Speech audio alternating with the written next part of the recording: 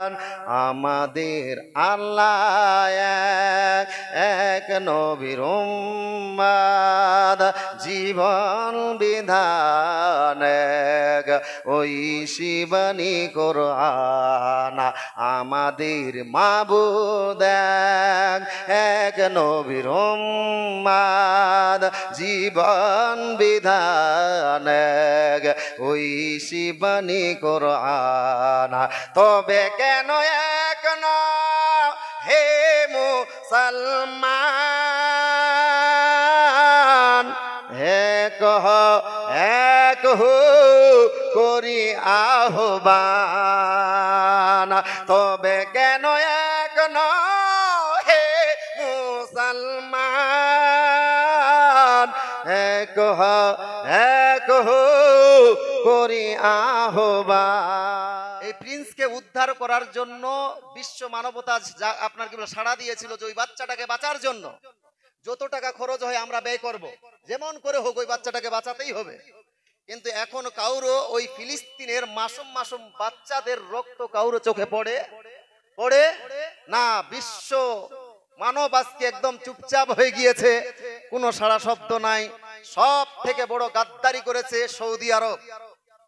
Saudi আরব যেখানকার আজকাল আমাদের কিছু এলাকার দেশের লোক যারা হাদিস কোরআনে কিছু বলতে চায় না, বুঝতে চায় না, ওরা শুধু খালি সৌদি আরবের আপনার ফতুয়া দেয় যে সৌদি আরবে কখনো ভুল হতে পারে, সৌদি আরবরা কখনো ভুল করতে পারে। কে বললো আপনাকে সৌদি আরব ভুল করতে পারে না? আজ থেকে বিগত আমরা 4 বছর আগে যখন আমাদের দেশে সিএএ এই আপনার একটা চালু হচ্ছিল, ওই টাইমে আমাদের মা বোনেরা একদিন নয় 2 দিন নয় প্রায় ওই শাহিনবাগে 101 দিন ধর্নায় বসেছিল। আপনাদের ইতিহাস মনে আছে? 101 দিন সেই ধর্নাতে বসেছিল। ওই টাইমে ওই আরবের সরকার সিনেমা উদ্বোধন করাতে ব্যতিব্যস্ত। তাদের দেশে ইতিহাস খুলে দেখবেন, ওই সময়ের খবরগুলো দেখবেন, ওই আরবে সিনেমা হল খুলবে তা নিয়ে তারা আপনার কি বলে ওই নিয়ে আলোচনা নিয়ে আপনার ব্যতিব্যস্ত। মুসলমান ভারতের মুসলমানদের উপরে যে এইরকম একটা দিন এসছে সেই দিকে কোনো ভ্রুক্ষেপ ছিল না। আজও একই ব্যাপার। আজকে কিছু বক্তা দেখবেন আমাদের ভার হয়েছে, এই পশ্চিম বাংলার ভণ্ড বক্তা, হাদিস কোরআনে পারবে না। কিছুদিন আগেই দেখেছিলাম একটা বক্তা সৌদি আরবে গিয়ে যে বলছিল যে এই যে দেখো আমাদের পশ্চিম বাংলাতে যেই মুসলমানরা ঈদ মিলাদুন নবী ঈদ উদযাপন করে, এটা হলো শিরিক, এটা বিদআত। এই যে দেখো আমি সৌদি আরবে আছি, এটা এখানে মানানো হয় না। সেখানকার ফুটেজ দেখিয়ে বলছে এখানে মানানো হয় না। অথচ আমার রাসূলুল্লাহর ঈদ মিলাদুন নবী এখনো গোটাই বিশ্বের মধ্যে শতকরা 98 নয় আপনার শতকরা 80% মুসলমান আমার নবীর জুলুসের পক্ষবাদী। জোরে বলুন।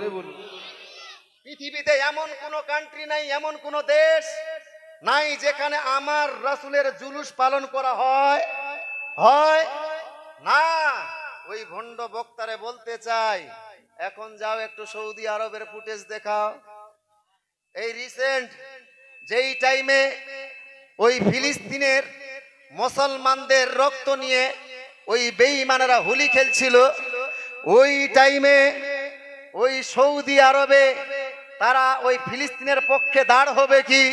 সেই ফিলিস্তিনের পক্ষে দাঁড় হওয়া তো দূরের কথা, কোনো স্টেটমেন্ট দেওয়ার তো দূরের কথা।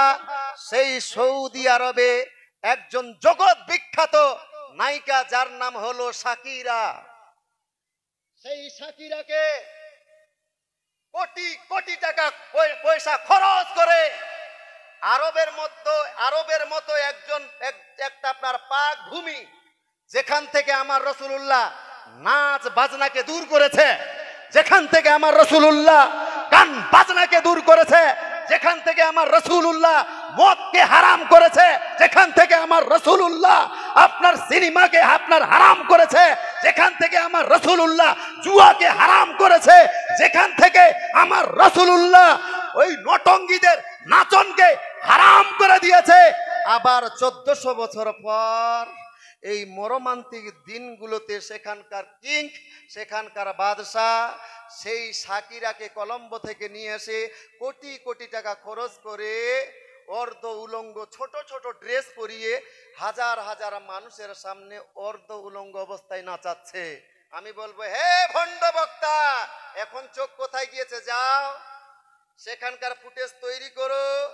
আমাদের ঈদ মিলাদুন নবী পালন করাটা বিদআত শিরক, এটা এবার বলো যে এইভাবে নায়িকাদেরকে নিয়ে ছোট ছোট কাপড় পরিয়ে আরবের পাক ভূমিতে ওই রকম অর্ধ উলঙ্গ অবস্থায় একটা নায়িকাকে নাচানো কোন হাদিসের মধ্যে আছে?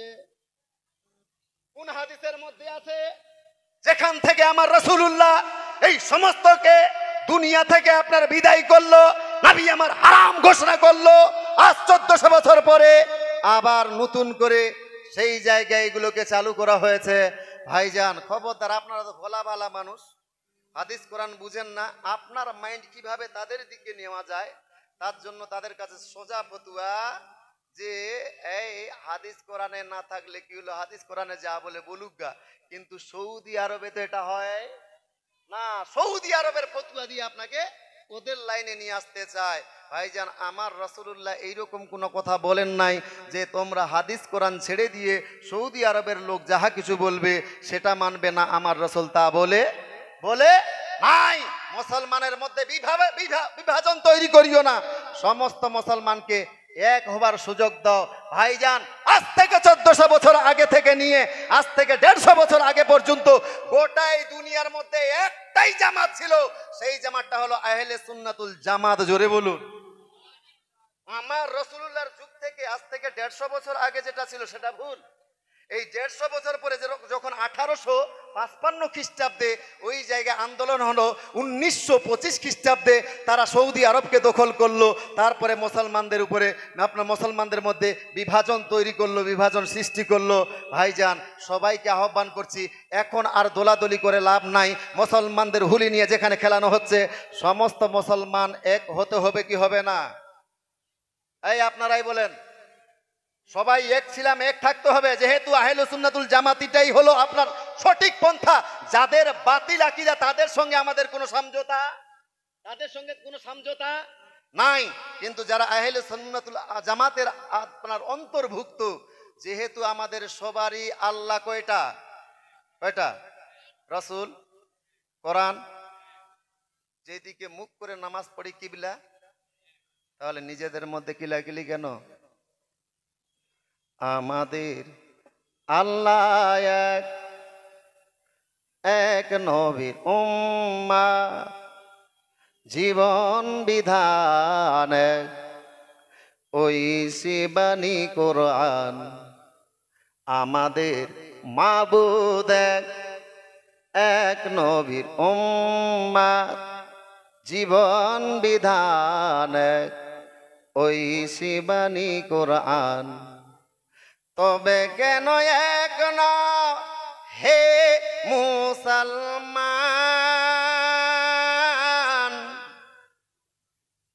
এক করি আহ্বান। তবে কেন এক নও হে মুসলমান, এক করি আহ্বান। আমাদের আল্লাহ এক নবীর উম্মাদ, জীবন বিধান ওই শিবানী কোরআন। আমাদের মাবুদ এক নবীর উম্মাদ, জীবন বিধান ওই শিবানী কোরআন। তবে কেন এক নও হে মুসলমান, এক করি আহ্বান। তবে কেন এক নও হে মুসলমান, এক করি আহ্বান। বাইতুল্লাহ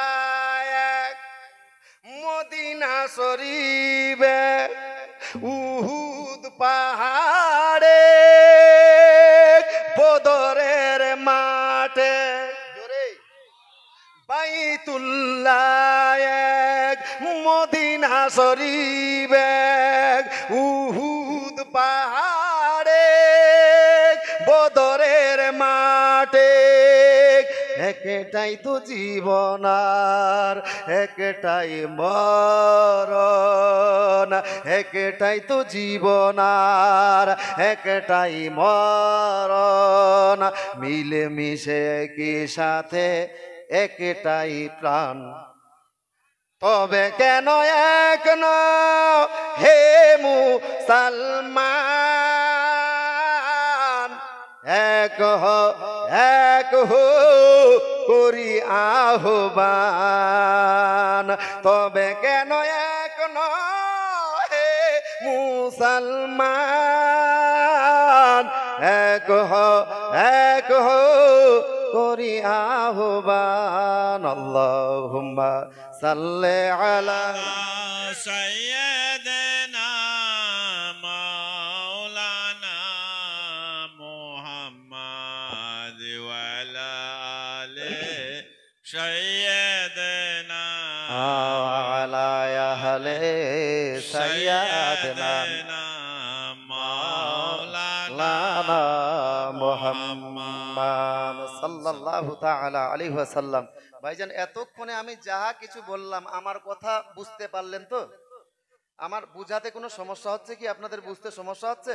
বুঝতে সমস্যা ওই না? এবার মাত্র কয়েক মিনিট আলোচনা করব আপনাদের কাছে, বেশি সময় লম্বা সময় পাবো না, কিছু আলোচনা করব মনে করে আমি পবিত্র কালামুল্লাহ হইতে পড়েছি। আমার আল্লাহ পাক রাব্বুল ইজ্জত বলেন আউযু বিল্লাহি মিনাশ শাইতানির রাজিম বিসমিল্লাহির রহমানির রহিম ইয়া আইয়ুহাল্লাযীনা আমানু কু আনফুসাকুম ওয়া আহলিকুম নারান। আমার আল্লাহ পাক রাব্বুল ইজ্জত বলেন হে মুমিন তোমরা নিজেরাও জাহান্নাম থেকে বাঁচো। হে ঈমানদারেরা তোমরা নিজেরা জাহান্নাম থেকে বাঁচো এবং তোমাদের পরিবার পরিজনকে জাহান্নামের আগুন থেকে বাঁচাও। জোরে বলুন ভাইয়েরা আমার। আমার আল্লাহ পাক রাব্বুল ইজ্জত বলেন তোমরা নিজেরাও জাহান্নাম থেকে বাঁচো, তারপরে নিজেরাও আপনার পরিবার পরিজনকেও জাহান্নাম থেকে বাঁচাও। পর্দার আড়ালের মা, এখানে প্রথমত আপনাদের ভূমিকা আছে। আপনি যদি একজন মা ভালো হতে পারেন আপনার সন্তানটা অবশ্যই ভালো হবে। মা, আপনি মা যদি একটা কোরআনওয়ালা হতে পারেন আপনার সন্তানটাও একটা কোরআনওয়ালা হবে। আপনি মা যদি একটা নামাজি হতে পারেন রে মা, আপনার সন্তানটাও একটা নামাজি হবে। হে নবীর উম্মতের দল, আজকে আমরা সবাই ভালো সন্তান লাভ করতে চাই। আমরা চাই যে আমার সন্তান যেন একটা 5 ওয়াক্তের নামাজি হয়, অথবা আমার সন্তান যেন একটা হাফিজে কোরআন হয়, অথচ তার চেষ্টা আমরা আদৌ করি না। আপনার যদি একটা হাফিজে কোরআনের আপনার সন্তানের প্রয়োজন হয় রে মুমিন, তাহলে ওই বৌমাটা চিত্রনায়িকা নিয়ে আসলে হবে না। একটা হাফিজে কোরআনের যদি সন্তানের প্রয়োজন হয় তাহলে আপনাকে বৌমাটা একটা কোরআনওয়ালা নিয়ে আসতে হবে। তাহলে সেই কোরআনওয়ালা বৌমার পেট থেকে কোরআনওয়ালা সন্তান হবে। জোরে বলো না হ্যাঁ নবীর উম্মতের দল। আপনার যদি একটা নামাজি সন্তানের প্রয়োজন হয় তাহলে বৌমাটা ওই নায়িকা দেখে নিয়ে আসলে হবে না, ওই অর্ধ উলঙ্গ ড্রেস পরে রাস্তায় চলাফেরা করবে ওই রকম বৌমা নিয়ে আসলে হবে না। আপনার যদি একজন নামাজি, আপনার নামাজি সন্তানের প্রয়োজন হয় তাহলে বৌমাটা একটা নামাজি নিয়ে আসতে হবে। তাহলে সেই বৌমার পেট থেকে, ওই নামাজি বৌমার পেট থেকে নামাজি সন্তানই হবে। জোরে বলুন গাছ ভালো তো, গাছ ভালো তো। ও বাড়িতে লাগিয়েছেন আমড়ার গাছ আর দোয়া করছেন আল্লাহ ওইটা যদি আপেল ধরে, আপেল ধরবে ধরবে। একজন মুরব্বী মানুষ আমাদের কাছে এরকম পানি নিয়ে এসেছে, 1 বোতল পানি। মৌলভী সাহেব কি করবো? ফুক করে দেন। আজ এত বড় পানি, এই 1 বোতল পানি কি করবেন? কইয়েন না মৌলভী সাহেব বাড়ির সামনে একটা আমড়ার গাছ আছে। আমড়ার গাছ আছে কি করবেন বাবজি? মৌলভী সাহেব আমড়ার গাছে ছিটাই, আমড়ার গাছে পানি পোড়া ছিটাবেন। নিয়ত কি চাচা আপনার? ওই চাচা বলছে মৌলভী সাহেব আমার নিয়ত হলো এই পানি পড়া ওই গাছের উপরে পড়ার সাথে সাথে যেন আগামীকাল ওই আমড়ার গাছে আমড়া না ধরে আপেল ধরে আপেল। বলেন আপনারাই ভাবছি ধরবে ধরবে? আমি যদি এক খতম বকশি ওখানে দুম ফুটিয়ে আপনার দম দিই তবুও ধরবে?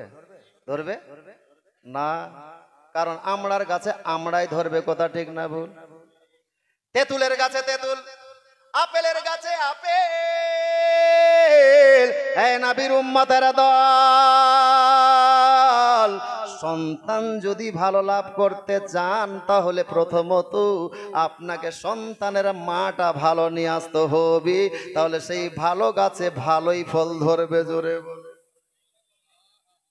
একটা ভালো মা আনতে গেলে প্রথম ভূমিকা, প্রথম তার স্টেপ, প্রথম যে তার রাস্তা সেটা হলো এইভাবে গ্রামে মাদ্রাসা। জোরে বলো।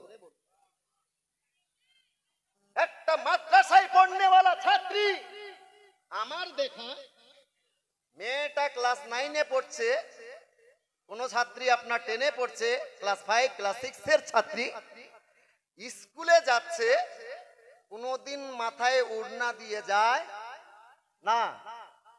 আর ওই মেয়েটাই যখন মাদ্রাসায় আসে, বক্তব্যে লেখাপড়া করার জন্য আসে, তার বাপকে শিখানোর প্রয়োজন পড়ে না, কোন মৌলবীকে বলার প্রয়োজন পড়ে না।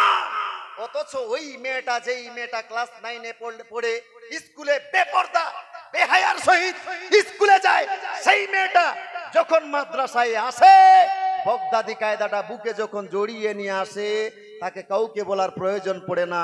সেই মেয়েটা নিজে করে উন্না দিয়ে সুন্দর করে নিজের মাথাটাকে ঢাকিয়ে মক্তব মাদ্রাসায় আসে। জোরে বলো। এই হলো মাদ্রাসার ফয়েজ, এই হলো মাদ্রাসার ফয়েজ ও বরকত।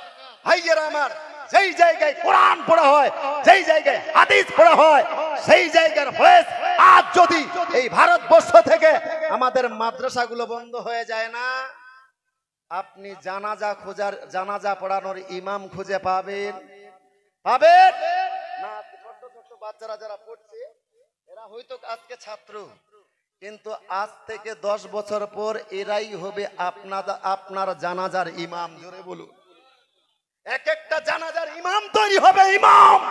ভাইয়ের আমার, বলছিলাম এই মাদ্রাসার ফয়েজ। আমি অত বড় বিশাল বড় আপনার মুফতি বা বড় বড় বক্তা নয়, সামান্য একটা ছোট্ট ঘটনা বলবো আপনাদের সামনে, হাদিস ও কোরআনের উদ্ধৃতি দিয়ে নয়।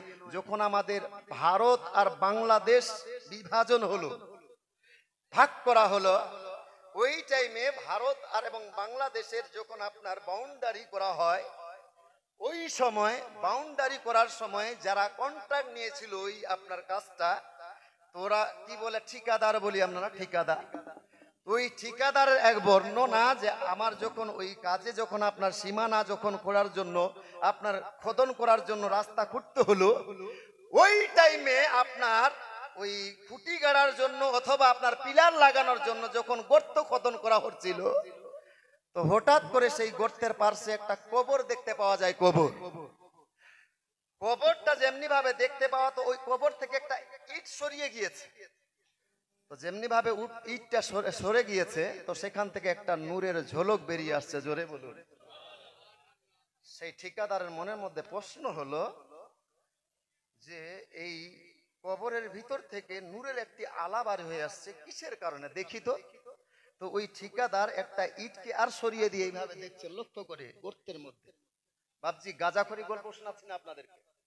পাকিস্তানের একজন বিখ্যাত বক্তা, যাকে আমি আইডিয়াল বানি চলি, যার নাম হলো পীর সাকিব মুস্তফাবি, তিনাদের জবান দ্বারা এই সমস্ত আলোচনা শোনা। উনি বলছেন যে এই যখন দুইটা ইট সরিয়ে দেওয়া হলো, তো দেখতে পাওয়া যাচ্ছে আরো বেশি আলো দেখতে পাওয়া যাচ্ছে।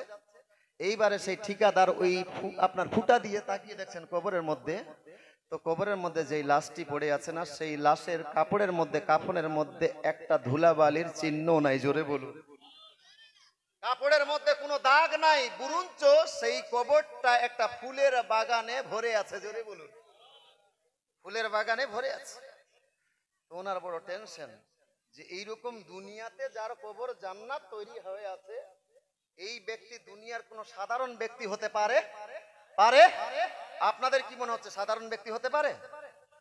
তো এই প্রশ্নের উত্তর নেওয়ার জন্য বহু জায়গায় খোঁজাখুঁজি করলেন যে এই কবরটা কার, একটু খবর নিত। বহু জায়গায় খবর নেওয়ার মা ধ্যান দেন, আপনাদেরই আলোচনা করছি, আপনাদের দৃষ্টি আকর্ষণ করছি, একটু ধ্যান দেন, এই আলোচনা শুনবেন, ইনশাআল্লাহ রাইতেই আপনার ইমান তাজা হয়ে যাবে, ইমান তাজা হয়ে যাবে, ধ্যান দেন। ওই তাল্লাশি চালিয়ে জানতে পারলো একজন বৃদ্ধা মহিলা তার স্বামীর কবর। ওই বৃদ্ধার বাড়িতে চলে গেলেন, ওই ঠিকাদার বলল, মা আপনাকে গোটা কয়েক প্রশ্ন। বললো, কি প্রশ্ন? ভাইয়েরা আমার ধ্যান দেন। ওই ঠিকাদার ওই বৃদ্ধা মহিলাকে বলতে লাগলো, মা আপনারে বলতে হবে আপনার স্বামী দুনিয়ার মধ্যে এমন কি ভালো কাজ করেছে যার ফলে আল্লাহ। নারায়ে তাকবীর। নারায়ে তাকবীর।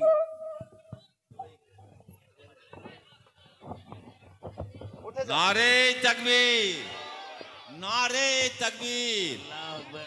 मसला के आला हजरात, मसला के आला हजरात, नारे तकबीर, नारे तकबीर, नारे रिसालत, नारे रिसालत।